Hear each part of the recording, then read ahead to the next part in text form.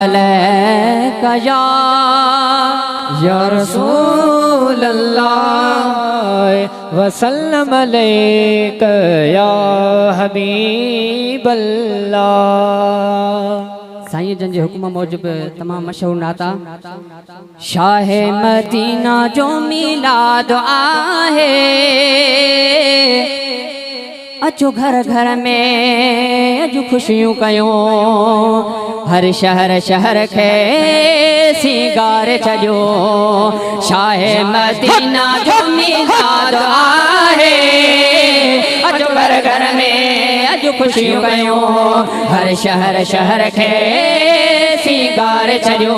अहिड़ो त भागन वारो ॾींहुं आहे, चौधारी रहमत जो मींहुं आहे। शाह मदीना जो मिलाद आहे, अचो घर घर में अॼु खुशी कयो, हर शहर शहर खे सिंगार छॾियो। हर बर चमकायो, घर घर सजायो, हर तर महकायो, दर दर गायो। मिठे मुस्तफा जी आमद जा सहरा गायो, हर कहीं गलिय में ही गीत गुनगुनायो। पूरी असांजी थी मुराद आहे, चौधारी रहमत जो मींहुं आहे। शाह मदीना जो मिलाद आहे, अचो घर घर में अजु खुशियूं कयो, हर शहर शहर खे सिंगार छजो। ते तलब सां करार कलब सां, अजम अरब सां इश्क अदब सां। जश्न बहारा महबूब जी मल्हायूं, जश्न बहारा महबूब जी मल्हायूं।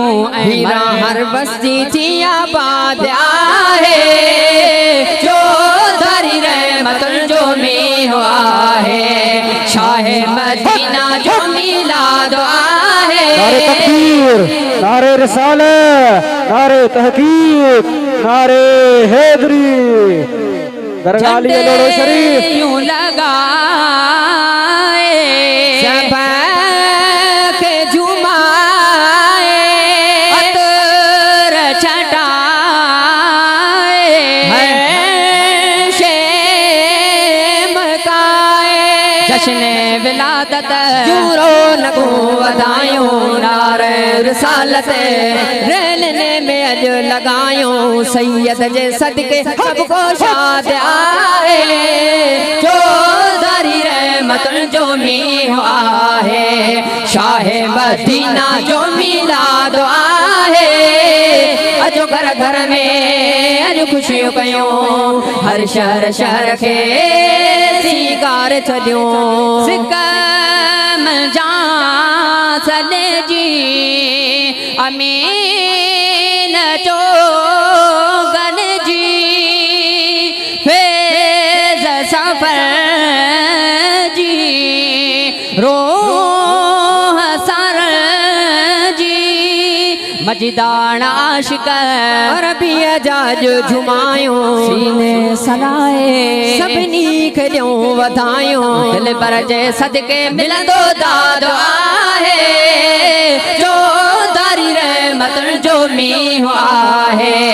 शाह मदीना जो मिलाद आहे, अचो घर घर में अजु खुशियूं कयो, हर शहर शहर खे सिंगार छॾियो। सुभान अल्लाह, माशाअल्लाह। असांजे महफ़िल में